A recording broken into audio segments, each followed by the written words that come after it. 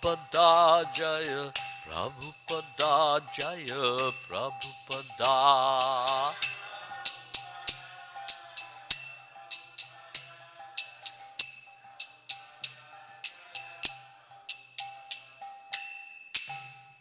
Jayam Vishnupad Paramahansa Parvajakacharya.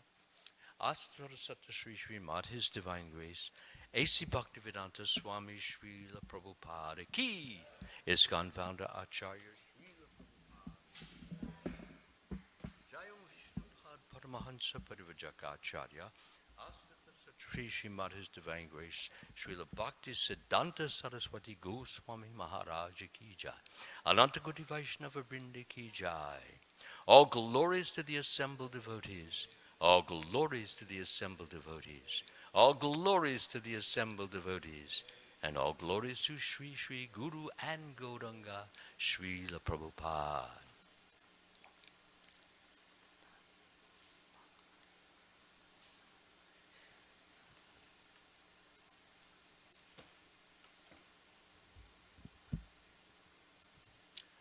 Om Namo Bhagavate Vasudevaya. Om Namo Bhagavate Vasudevaya. Om Namo Bhagavate Vasudevaya.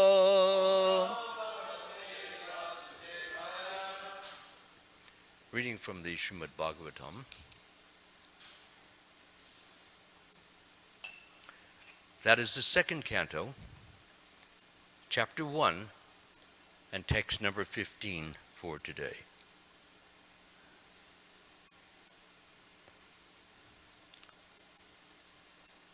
Antakale, at the last, I will skip that till a little bit later. Okay. Purushaha agate gata sadvasa chindayat asangha shastrena spraham dehe anu ye cha tam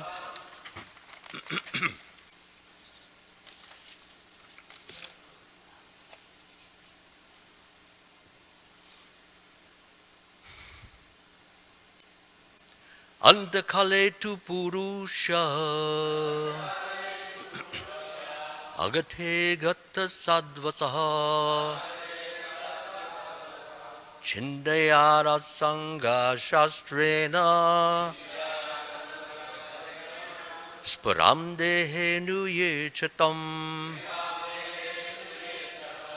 Antakale tu purusha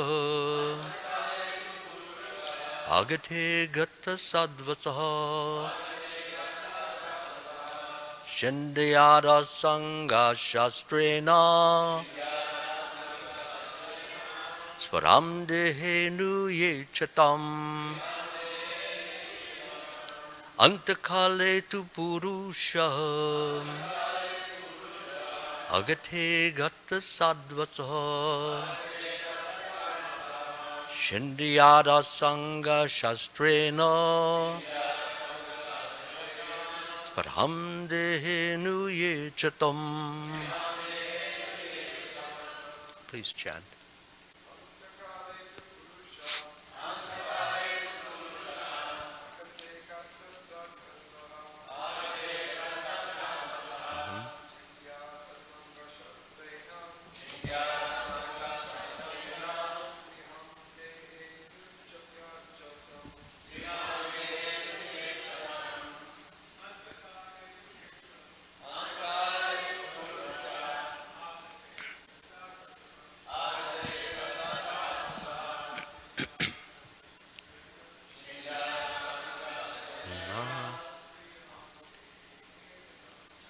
Hamdehe nuye chatam.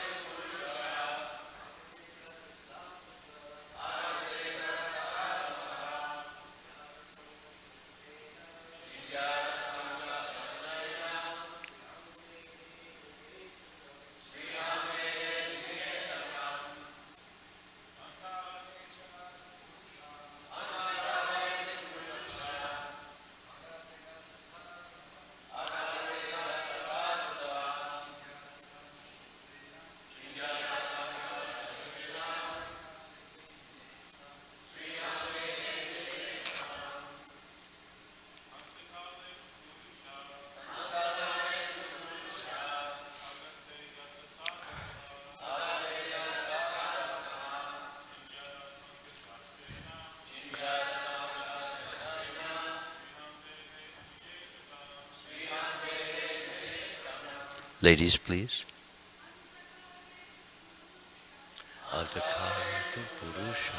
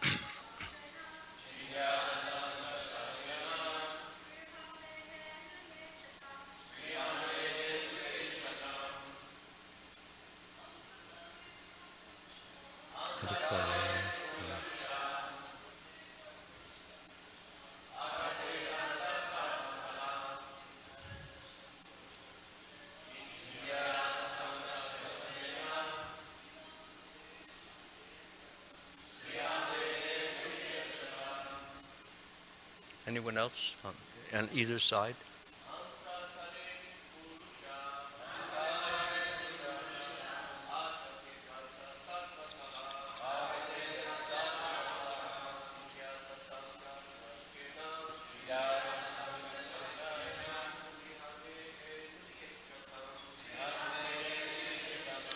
Synonyms: antakale, at the last stage of life. 2. But, purushaha, a person. Agate, having arrived. Gata sadvasaha, without any fear of death. Chindayat, must cut off. Asanga, non-attachment. Shastrena, by the weapon of. Sparam, all desires. Dehe, in the matter of the material tabernacle. So tabernacle often means like a holy place to put holy things in. The holy place being referred to here is the human body. Okay?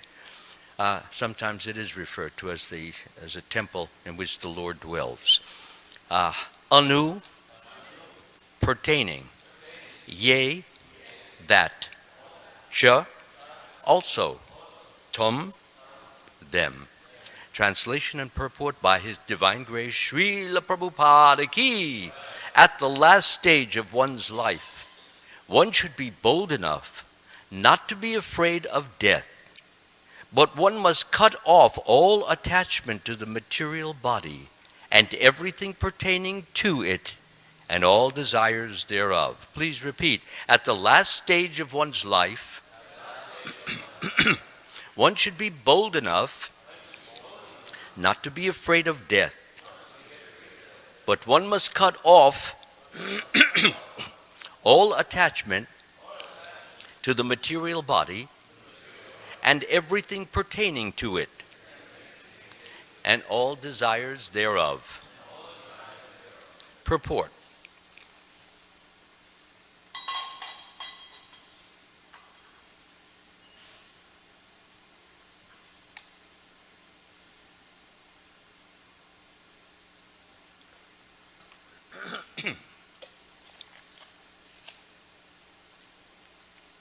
Okay.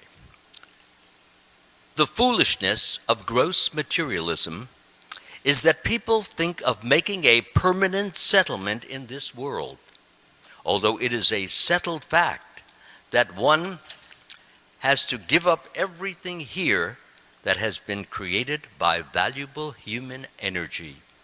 Great statesmen, scientists, philosophers, etc., who are foolish without any information of the spirit soul, think that this life of a few years only is all in all, and that there is nothing more after death. This poor fund of knowledge, even in the so-called learned circles of the world, is killing the vitality of human energy. And the awful result is being keenly felt. And yet the foolish materialistic men do not care about what is going to happen in the next life. The preliminary instruction in the Bhagavad Gita is that one should know that the identity of the individual living entity, or the soul, is not lost even after the end of this present body, which is nothing but an outward dress only. As one changes an old garment, so the individual living being also changes his body. And this change of body is called what? Death. Yes, death. Death is therefore a process of changing the body at the end of the duration of the present life. An intelligent person must be prepared for this and must try to have the best type of body in the next life. The best type of body is a spiritual body, which is obtained by those who go back to the kingdom of God or into the realm of Brahman. In the second chapter of this canto, this matter will be broadly discussed. But as far as the change of body is concerned, one must prepare now for the next life.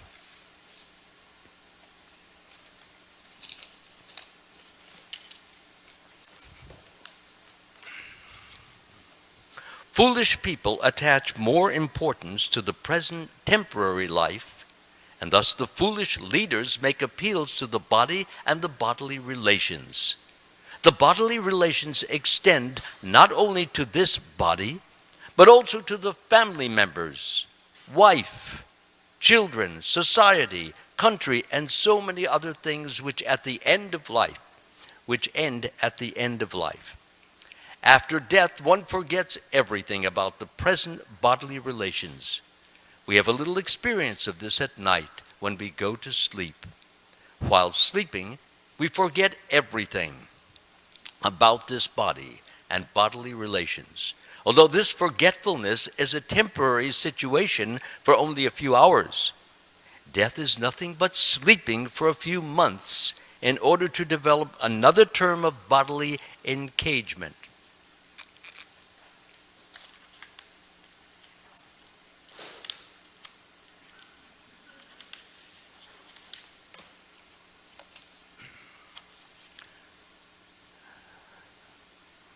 Another term of bodily engagement which we are awarded by the law of nature according to our aspiration. Therefore, one has only to change the aspiration during the course of this present body.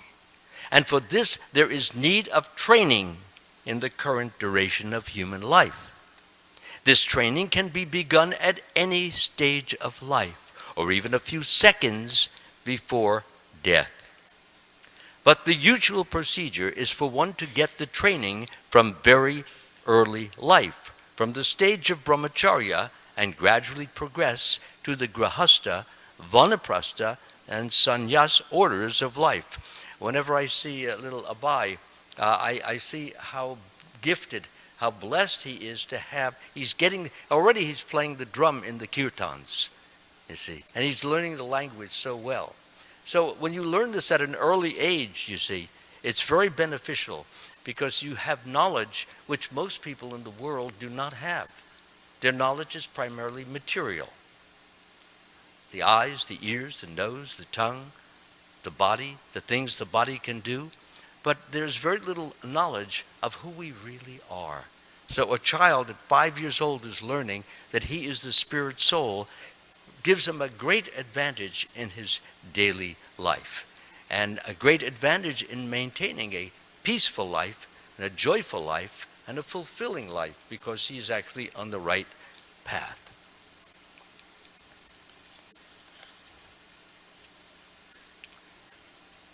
Did I finish grihastha, vanaprastha, and sannyas? Orders of life is the last words? Okay, yeah. The institution which gives such training is called Varnashram Dharma, or the system of Sanatan Dharma. Sanatan Dharma means the eternal religion. Dharma means religion, that's one of its meanings. It has other meanings too. And Sanatan means eternal. The best procedure for making the human life perfect. One is therefore required to give up the attachment to family or social or political life just at the age of 50 years, if not earlier. And the training in the vanaprastha and sannyas ashrams is given for preparation of the next life. So this age which is given, it's basically pretty, it's somewhat arbitrary, because there are some people who at 50, they're not even ready to renounce their families. And there are some people I know who are 25 years old and they were ready to renounce their families. I myself, in a different order, I took renunciation before I even came here. I was in the Shankaracharya order so it was okay. I didn't have any problems there, and it lasted about 3 or 4 years there. And then I finally came here and aspired to a different form of sannyas, which is the sannyas known as of that which is the worship of a personal Lord, namely the Supreme Lord Krishna, and to attain purity and personal love towards the Lord, by which I could then become deeper and deeper in my practices to achieve this goal. So I don't recommend anyone to go to this what we call Brahman effulgence. It's a much more activity, much more happening here, much more fun, and much more satisfaction, because it makes a lot of sense. Unless you like to just go and roast in the infinite light, well, you can just go to the beach with that and close your eyes and look up towards the sun, and you can get Brahman effulgence there. Okay? I'm not recommending it. It's better to come here on Tuesday night and enjoy the kirtans. Foolish materialists in the garb of leaders of the people in general stick to family affairs without attempting to cut off relations with them, and thus they become victims of nature's law and get gross bodies again, according to their work. Such foolish leaders may have some respect from the people at the end of life, but that does not mean that such leaders will be immune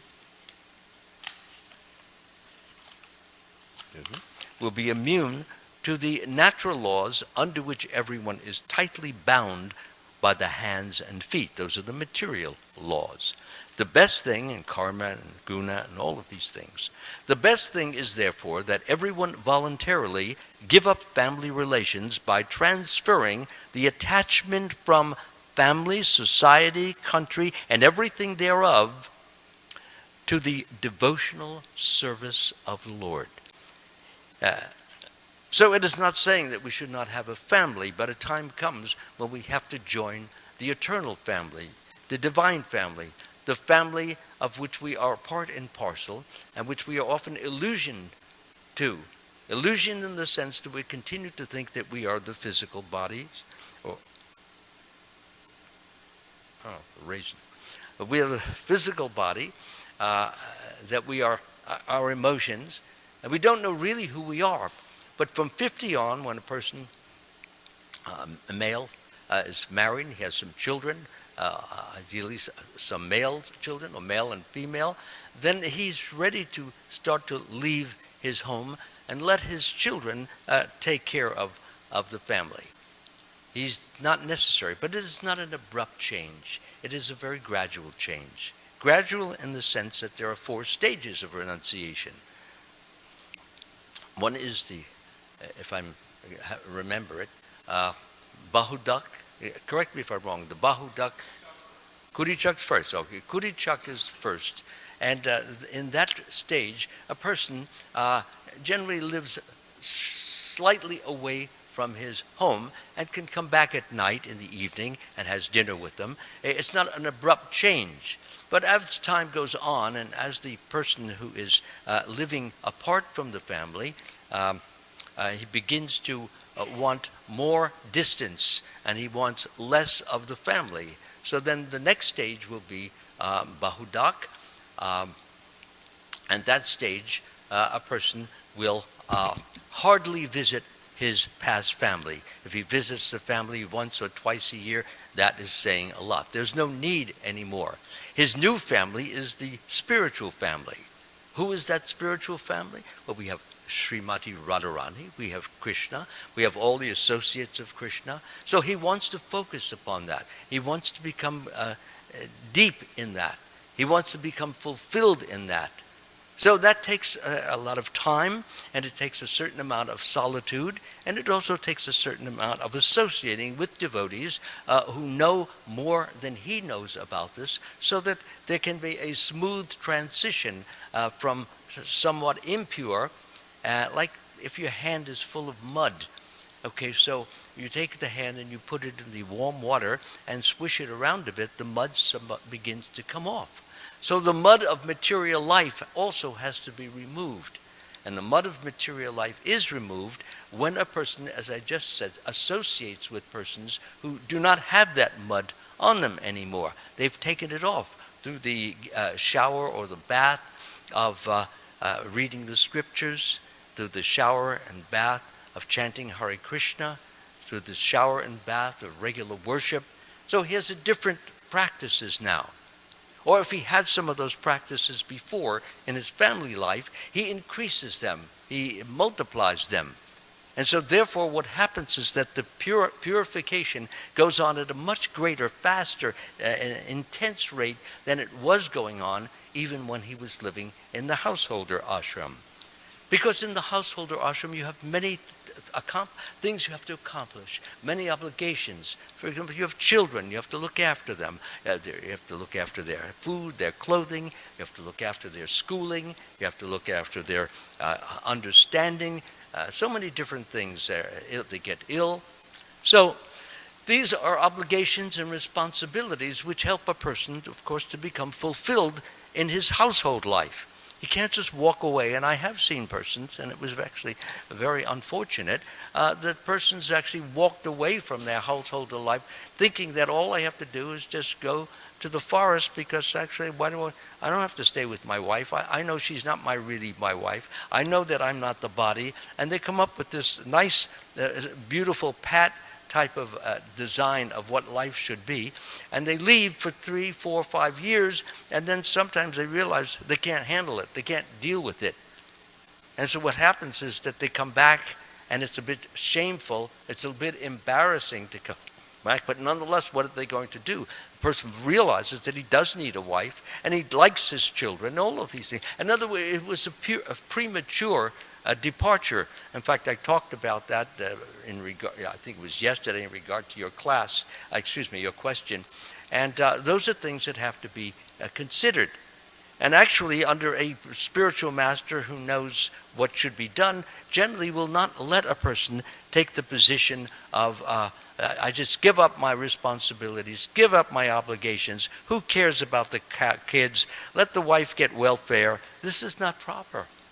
And so what happens is often this person gets some really serious karma as a result of neglecting his children, neglecting his wife, neglecting his parents, and so forth and so on. So when things are done in a responsible way, as we have many householders in this movement, and they have children, they have wives, or there might be some separation now because the time has come for them to start the Kudichik business. The important thing is that it is done in not abrupt, not a shocking, not a disturbing way. We don't want to disturb anybody unnecessarily, okay? I think I was down here, desire is the concomitant, huh? What is he saying? I'm not hearing it. Okay. Okay. I have to find that page. It is stated here. Best thing is that one. Yes. How close is it to, or did I finish that? Desire is the concomitant fact. Just before that, okay. It is stated herein, sorry about that. It is stated herein that one should give up all desires of family attachment. One must have a chance for better desires. This is so nicely put in so compact a manner. One must have a chance for better desires. So Srila Prabhupada is saying, desire is not bad, it is only bad when it is improperly manifested or expressed. When desires help one to go back home, back to Godhead, to develop pure, true, loving affection for the Supreme Lord and all associates of the Supreme Lord. So when one desires those things are good, because they not only purify us, but they bring us to a higher level of joy, a higher level of ecstasy, a higher level of happiness, and a sense of fulfillment, because one is following the orders of the Supreme Lord. Otherwise, there is no chance of giving up such morbid desires. Morbid desires meaning material desires. Example, a person, just for example, no, I don't want to worry about death. I just want to go to the baseball game. Or I just want to see the football game. Or I just want to see the bodybuilding contest. I mean, what is the value of these things? Who does it help? It doesn't help the individual, because he wants to go to the bodybuilding contest. He wants to see if he can make his abs more rippling. Like a washboard stomach. Not going to help him. What's it going to do? So he enters a contest and he wins best abs. And what do you do with those abs? In 25 years, all you have is a big roll of fat over them. It doesn't help anything. Of course, if you stay in shape, it's a lot of time, a lot of effort. Prabhupada is saying, use our effort, use our energy, use our enthusiasm to give pleasure to the Supreme Lord and his associates, and also the spiritual master, as we have Srila Prabhupada, and those who are serving Srila Prabhupada. Desire is the concomitant factor of the living entity. The living entity is eternal, and therefore his desires, which are natural for a living being, are also eternal. Yes, many people, if you ask them, do you want to live? Would you like to live forever? So many people will answer, well, if I'm healthy and I have lots of pleasure and I have physical happiness, well, yes. But if I'm sick, no, I don't want to. In fact, many people, they commit suicide because they can't stand the illness or the sickness or the difficulty. Unfortunately, such persons who try to end things quickly and don't go through the process of purification, they may have to go through it again. So there are no quick ways out. A person who bears, who endures, this is spiritual qualities. To tolerate, to understand, to realize that Krishna has a plan for us and that we must accept that plan even though it's painful, but eventually we become free of it because we have paid the price that is necessary from a previous action or previous karma that caused us to receive this particular pain or suffering that we've gotten. One cannot, therefore, stop desiring, but the subject matter for desires can be changed. And that's such an important point. Everybody should memorize this. We can't stop desire. Many of the impersonalists, you'll find them all, they have signs on their walls, be desireless. I know, I used to have that sign. Finally, I ripped it off the wall and said, this is a phony. Doesn't make any sense. How can you not have desire? And Srila Prabhupada, I really loved that when I heard it from Prabhupada, because he said what is true. Now you try, no, I don't want this, I don't want this, I don't want that. And then finally one day, I'll give you an example. You want some particular type of candy, let's just say milk chocolate. I'm not going to have any milk chocolate. I'm finished. It's too strong. It's too intense. It absorbs me too much. I can't stop thinking once I start. And you get on, and for 2 months, 3 months, 4 months go by, and you're a complete chocolate free. And you're going around, you're telling everybody, no more chocolate.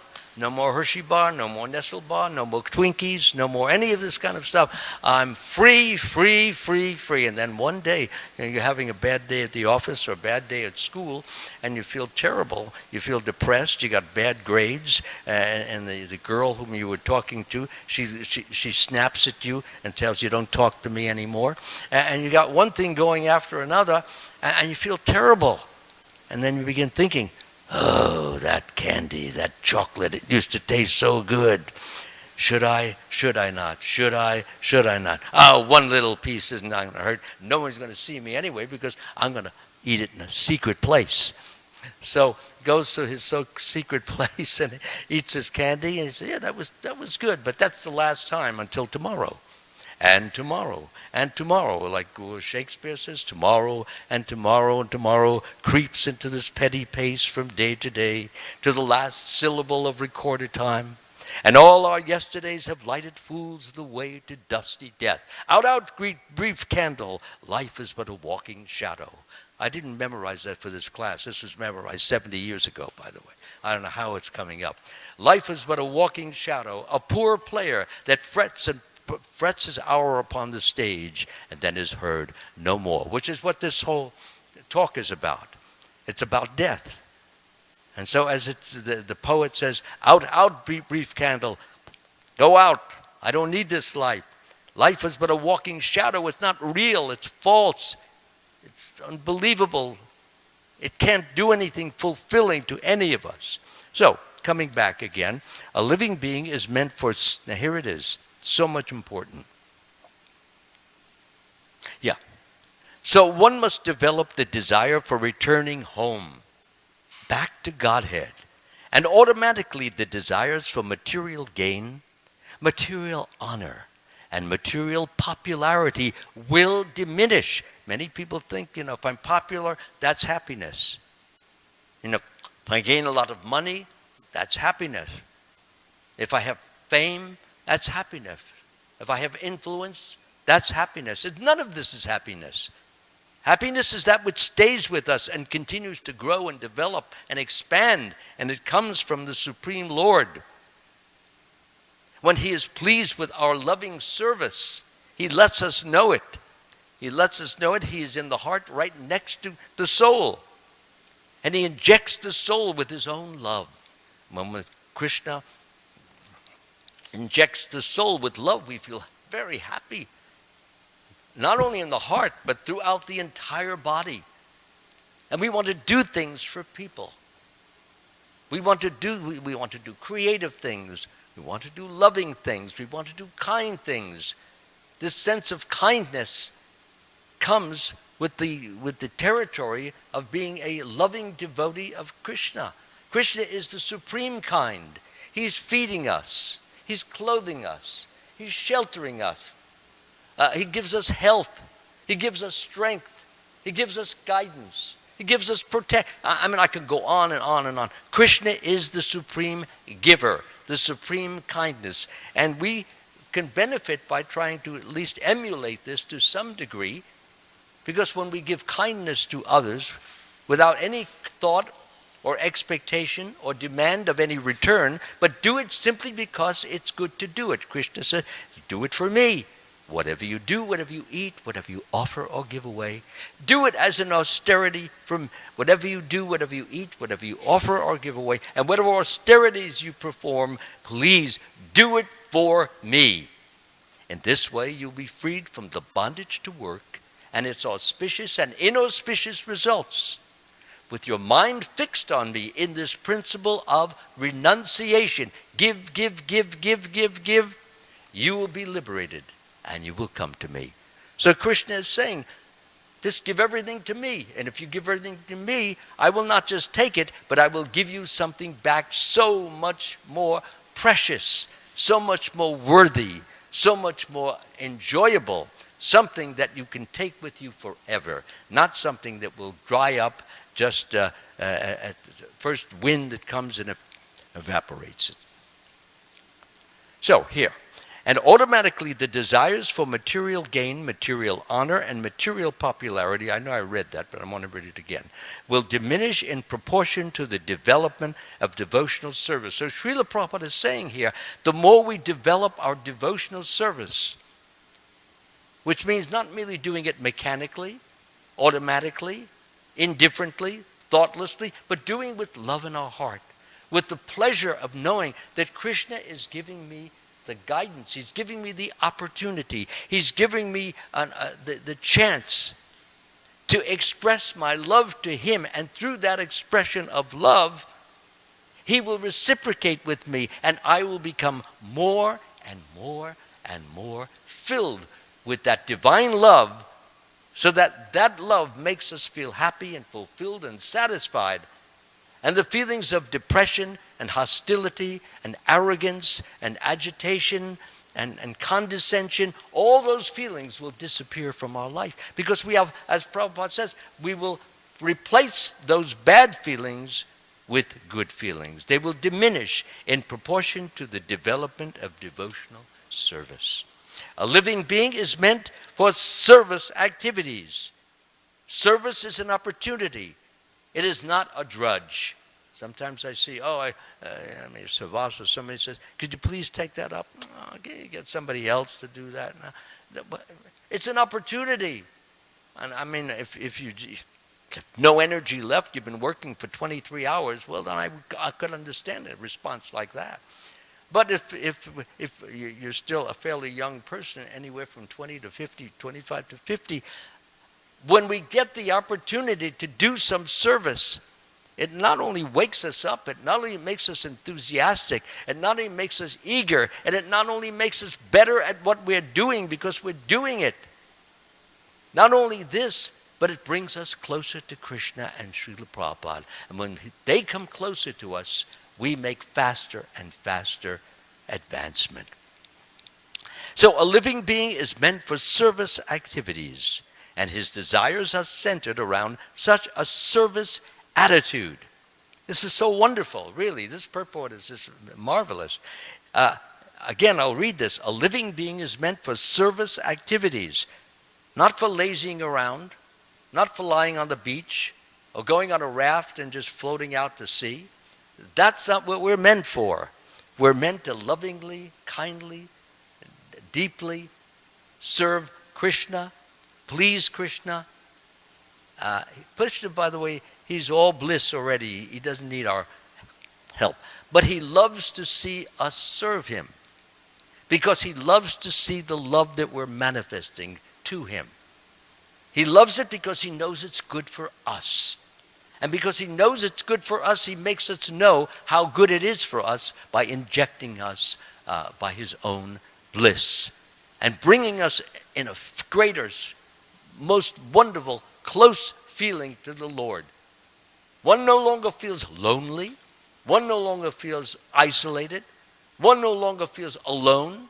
One feels the connection. Everywhere, Krishna is in the wall, Krishna is in the ceiling, Krishna is in the plant, he's in the trees, he's in this gentleman, he's in this person over here. Krishna is everywhere, and we get to sense that. And as we grow, that sense becomes greater and greater and stronger and stronger. And that's why we feel affectionate and loving and cheerful and kindly to people, because we sense Krishna in all these other people. It's not me against you anymore. It's us together serving Krishna. What a wonderful life. We work together to serve. I see all the wonderful devotees. They do all these feasts that we put on. Hundreds of them outside serving out. So many wonderful things devotees are doing. Look at the deities up on the altar. Several hours it took to do that, and it was done that with love and devotion. So we should all feel thankful and not merely take any of that for granted. Somebody put his heart into it. Somebody put his heart into cleaning this floor. Somebody put his heart into putting on those Christmas balls.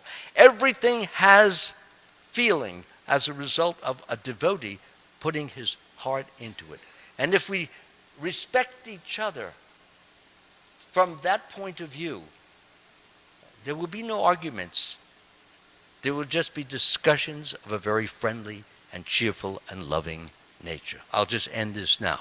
The perfection of such a service attitude, Okay, yeah. A living being is meant for service activities, and his desires are centered around such a service attitude. We should ask ourselves, am I in the service attitude now? Or am I in the taking attitude now? It's good, because then we can correct that. Beginning from the top executive head of the state down to the insignificant pauper in the street, all are rendering some sort of service to others. The perfection of such a service attitude is only attained simply, and this is the whole point of today's talk, simply by transferring the desire of service from matter, from gross to spirit, or to divine, or from, as Prabhupada says it so well here, from Satan to God. I couldn't phrase it better. Thank you so much. All glories to Srila Prabhupada. If anyone has some questions you'd like to ask after class, I'm here. I can wait for the prasadam an extra 5 minutes. No problem. Hare Krishna. Thank you.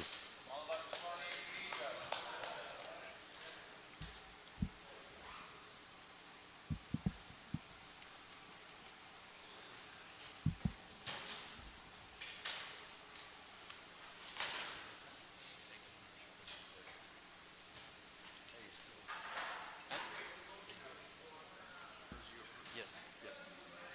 Well, they're bigger parties, but